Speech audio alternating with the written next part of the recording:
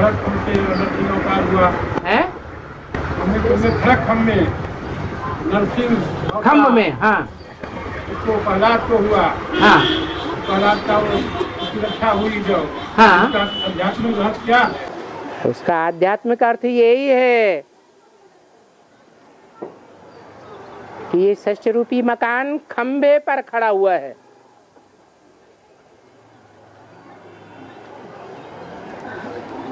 कोई हाल बनाया जाता है बड़ा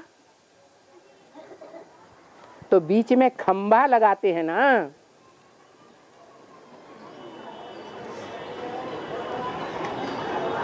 वो बड़े से बड़ा खंभा कौन है?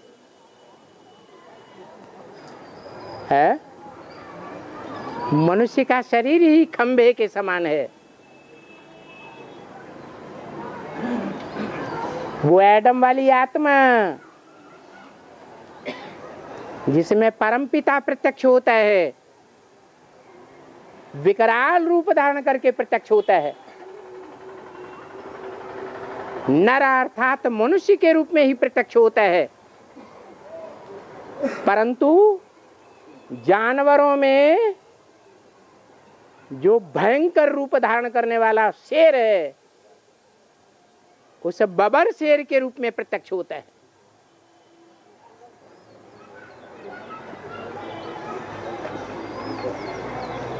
और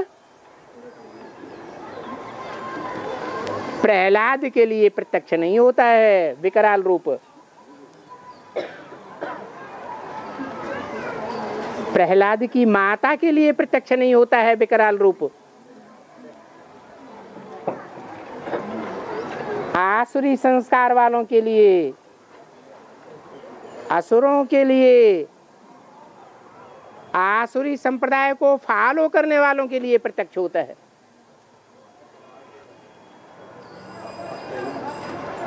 ये नरसिंह अवतार 24 अवतारों में या दशावतारों में एक अवतार गाया हुआ है। अब ऐसे नहीं है कि भगवान 10 अवतार लेता है, 24 अवतार लेता है, नहीं।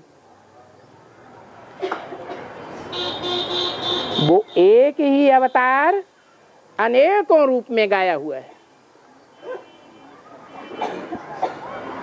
मछली के रूप में भी गाया हुआ है, मत्स्यावतार, जो छोटा रूप धारण करता है और छोटे से बड़ा होता जाता है, सारे संसार को अपनी गिरफ्त में ले लेता है।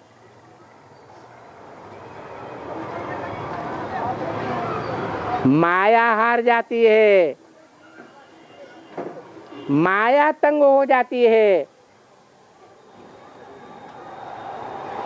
माया सारे संसार के बच्चों को अपनी गिरफ्त में नहीं ले पाती।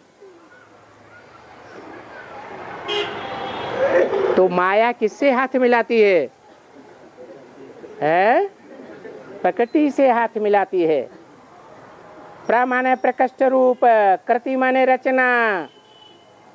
जो भगवान की प्रकृष्ट रचना है, पावरफुल रचना है, कौन है? जो दुनिया के बड़े से बड़े असुरों का संहार कर देती है। असुर संहार कारिणी के रूप में गाई हुई है। क्या नाम है उसका? जगदम्बा तो सात्विक रूप का गायन है, महाकाली। तो वो महाकाली ही मत्स्यावतार का रूप धारण करने वाली है, मगरमच्छ। उस मगरमच्छ की सवारी किसको दिखाया जाता है? भूल गए, यूपी में रह के भी भूल गए। गंगा को मगरमच्छ की सवारी दिखाया जाता है।